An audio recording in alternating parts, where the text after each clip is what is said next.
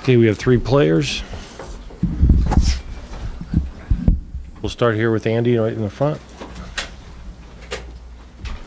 Terrence, when did you kind of know you were ready to go tonight, and what was kind of your process heading into the game?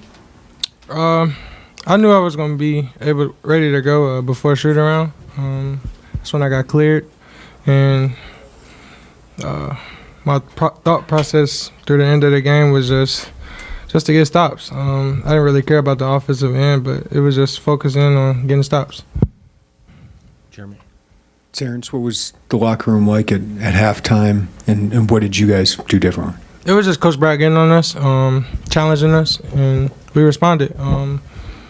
Coach Fraze, Coach Tim, Coach Jeff, they told us to stay together. We're going to win this game, and our team believed it, and we slowly chipped the lead and put out with the win. Joey. Sencire Bowie obviously had a big first half and started the second half scoring a lot. What changed for you, and what was your mindset, I guess, or process going into kind of clamping down those last 12 minutes? Like second half, when we went into the locker room the first half, TJ and Coleman and all of them got on me because they know that's not me. So I had to lock in even harder to stop him. Follow up. Yeah, I guess, TJ, what was your message to Sencire, and kind of what do you know he could do differently there in the second half? It's funny because I was talking to Sencire before the game, and I was talking to him about his defense in the Minnesota game, and I told him it didn't look like him. And I kind of challenged him to do better this game, to be the normal Sencire, and he responded well. Everybody not going to play a good half, and it's just all about how you respond. And he responded well to coaching. Derek. Ty, what did you see from Terrence when he took over in the second half, and what does his return mean in this big of a game tonight? It means a lot for our team. I think at times we need his aggressiveness, somebody to get in the paint, and somebody just to draw that attention. And I think he stepped up huge, and it was big for us. I think he had two threes back to back, came down, got fouled. That was tremendous in our run and getting stopped. So he was huge for us. Joey and then Jeremy. I guess, Sencire, when you get the foot stomp going defensively, I guess, what's it like for you when you're kind of in that mode there? I'm just in that mode, so like TJ and them they try to get me out of it because then I mess around and probably get technical. Yeah, you gotta reel him back in. He go a little bit too hard, but you don't want to have the ball when he in that mode. Doug. Ty, it seems like you're getting more and more comfortable playing some one. How did that change the game for you guys offensively tonight? Just giving us a different look, I think. Taking Jaden and Buck off the ball and letting them be just scorers, I think. I think it also helps TJ and Matt, just me finding them in their scoring positions. And I think it helped the team a little bit tonight. He always been the one, by the way. He's just playing his role on the team and doing a great job at it. And that's what Coach asked for. And when he asked him to get on the ball, it just got him back to his old self. And that's what Ty does. He's an all-around player, do-it-all type guy. Jeremy. Ty, what are you thinking when Terrence is going on that kind of heater in the second half? I know Matt's kind of done similar stuff, but when those guys are able to do that, what do you think? Get him the ball. Get out the way and get him the ball. That's about it, man. I mean, when they're going, it's special to see. It's something different, something that I've never seen before. Like, just get them the ball and get out the way. If they shoot it, try to get the rebound, get it back to them. Oh, it's just special. When TJ on the hot streak, it's just special. You can't even, you just watching it, you just smiling, dog. That's just him. Andy. I guess, TJ, after you got cleared today, what was kind of your reaction to that after the past week? I hugged Coleman right when I got cleared because he was in there. But it was just good. I was there for my teammates. They were supporting me, and I just told them just get the win. I believe they would win. They can win any game without me, and any game with me. So it was the same thing. Just playing hard and just being there for my teammates and getting back healthy. It seemed like pretty energetic, I guess, there at the end there. When everyone kind of has that energy going through them, and especially what does that feel like as a player? It feels good. A lot of credit to our crowd. They helped us with that, being so loud and feeding into the game. And Sencire, Ty, and Coleman playing tremendous defense in the second half, and I felt like that helped us.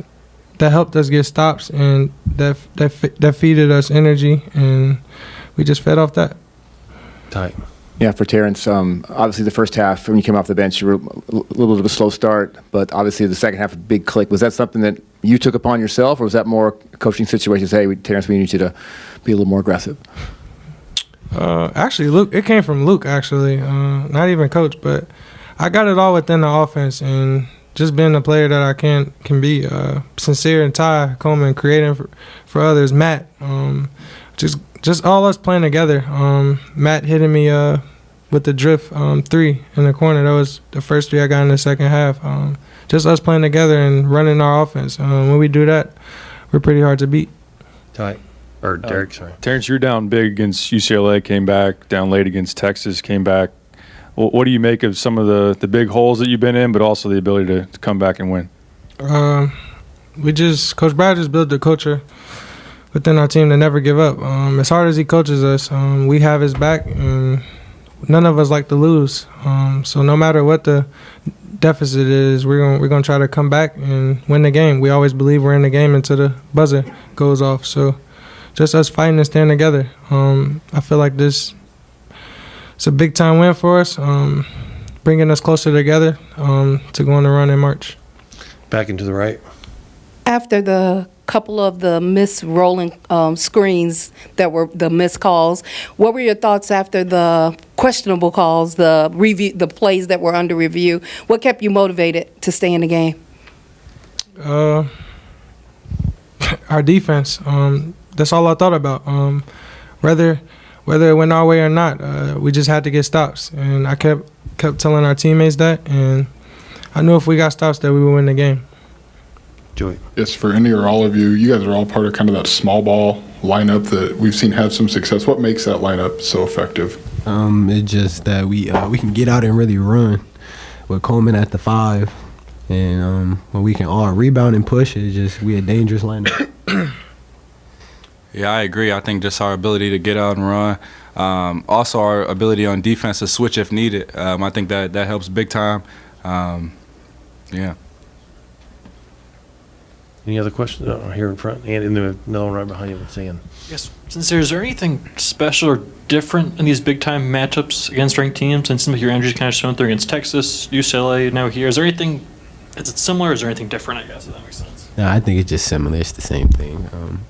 When Coach Brad been talking to me, he said he gonna need me on defense. Boo Boo, he got away last game. I was in foul trouble when we played them at their spot, so I had to really key into it, lock in.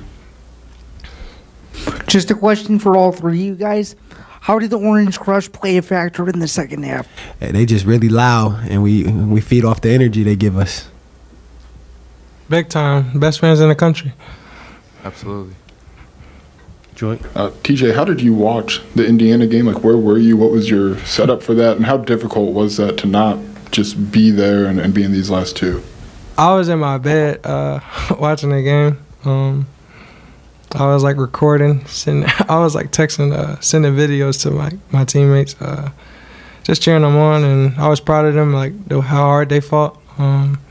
Just didn't pull out the win, but just giving the guys encouragement, just being there for them, supporting them. But it was hard not to be there and play, but it was what was best for the future. We'll go with Derek right here. Terrence, I know you were working out with Tim before practice yesterday. When you were doing that, what did you think the chances of being able to play tonight were, like going into that moment and obviously a day before the game? Well, it went off how I was feeling, and I was feeling good. I was doing the progression of the protocol, and that was a part of it. And doing the workout, like I felt pretty good. I was making shots, moving pretty well, just getting things back to getting my rhythm back, and I felt pretty confident in playing. Okay, thank you, man. That's it. Well, that was definitely the tale of two halves. really a unique first half. Not only did I think we lacked physical effort, I don't know if I can remember a time here where our mental breakdowns were that dramatic. Can't tell you last time we went under a ball screen. Their first 4 threes, we went under all of them, and that's not being very tough and very dialed in or very awake or alert to scouting report. And Boo Buie is a first-team All-League guard in my opinion. And even though he's shooting 28% or whatever for the year, you can't leave him open. And he just cooked us and was tremendous in the first half. Obviously, we make an adjustment at halftime and a little different lineup. And Boo hit 1 3 on an inbounds plays again where we went under. And, then it became the Sencire Harris show on the defensive end, and it became a TJ Shannon show on the offensive end. I think Terrence had 24 in the second half. But all we truly tried to do was spread them out a little bit, drive them, put them in some isolations. They put their big kid on Rodgers, so we were able to move him around with some screens and open up the paint. And Terrence was electric, getting downhill, getting to the foul line. But the player of the game, my opinion, is Sencire. Just completely changed the night and took elevated his teammates with that kind of effort. And my hat's off to him. Start with Doug. Coach, another game where going small completely changed the game. What would you see where you need to make that change, and why do you think it was effective? Well, Dane wasn't very good. I mean, Dane had a tough night. He had a tough night. And, those were, his 3 turnovers felt like they were avoidable. Just not very sharp, spinning baseline, dribbling it. We told him both those things you can't do against this team because they rotate. And then Coleman was able to play at the level of the screen. And, all their ball screens instead of letting them get so deep, Boo get so deep. And then Coleman could handle a switch if we needed to. So we felt really comfortable with that, and with Sencire on the ball, that helped. But it created Max is such a great screener for them. It forced them to have to make a decision whether to play him or not play him, because we can spread the floor out, and just felt like it was the right thing to do tonight.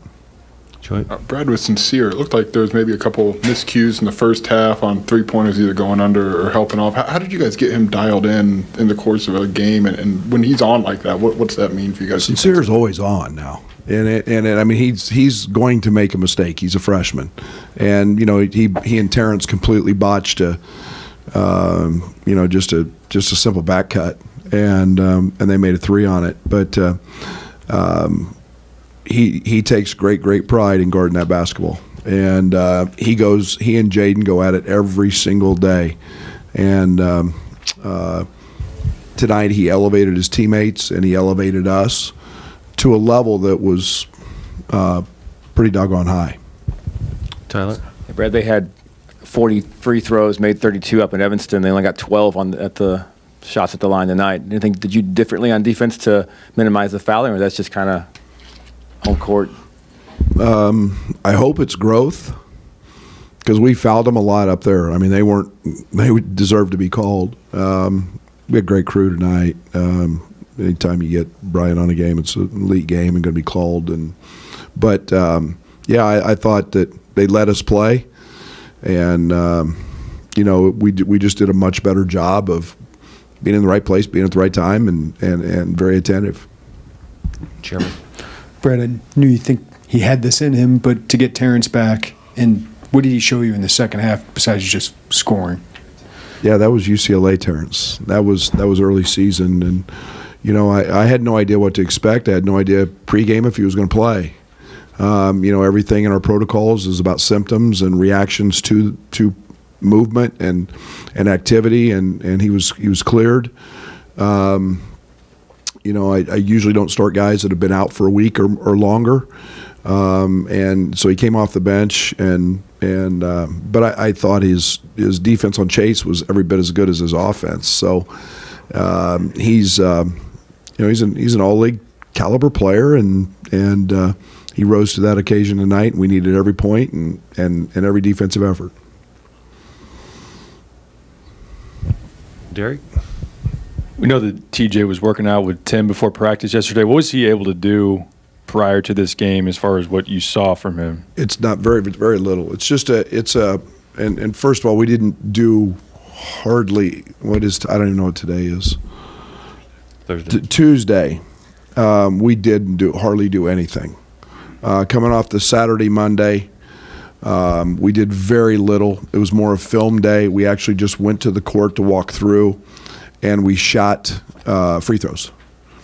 And Terrence had to go through a little more excruciating workout on his own, and to meet the protocol deals. So literally yesterday was kind of the next step in that deal for him. So we had a good solid practice yesterday that he went through. That was it.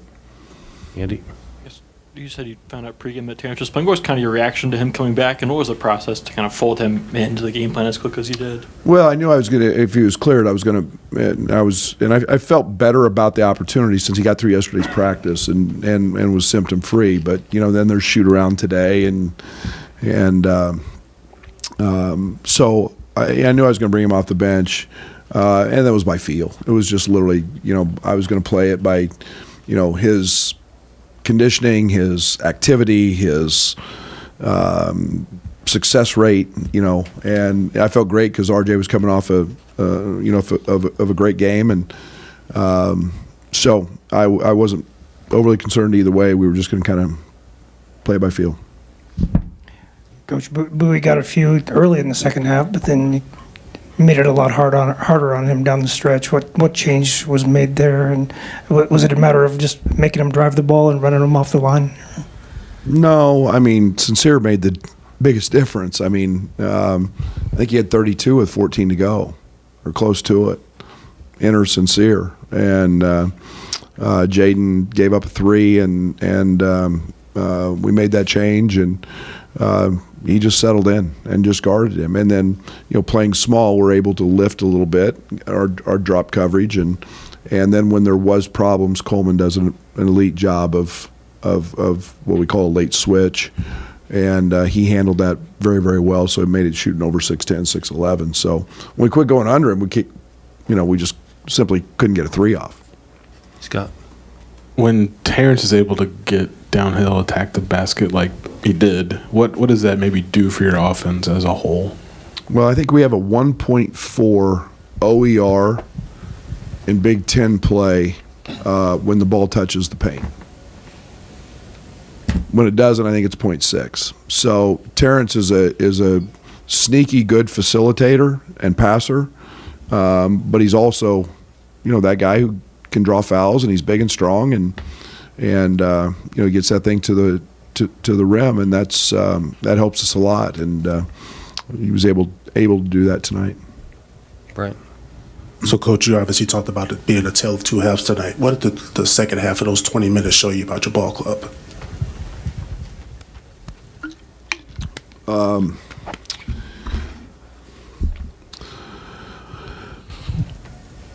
It takes everybody. Tonight wasn't Dane's night. It wasn't Jaden's night. It can be. You've got to lean on your veterans. We were leaning on our veterans, especially on the offensive end. Terrence Shannon, Matthew Meyer. Coleman got some good looks, just didn't go down. But then to be inspired by two freshmen, and Sencire, Jaden was really good against Minnesota, and so he played a little more. And then Sencire lifts us, and then Ty Rodgers is developing into a heck of a college basketball player. And to be inspired by two freshmen on the defensive end just raised everybody else's level. So I think it's we're becoming deeper. I'd hope to play Luke a little more tonight, and probably would have had Matt not got going. But again, I think it's the first time we're healthy since the start of the season and literally have all parts. Because Terrence has been out for a while now, and Luke coming back, and so I'm excited about what the growth of this team together, having everybody, can be. Jeremy. Brad, it feels like in some of your biggest wins this year, Sencire, now Ty, are making some of those differences. What's that set them up for foundation-wise as they grow as players? Well, the hardest thing for freshmen is you got to go through it to get to it. You've got to go through the process, and you got to understand that there's a ton of ups and downs, and it's not easy to get to where Terrence Shannon is or Matt is.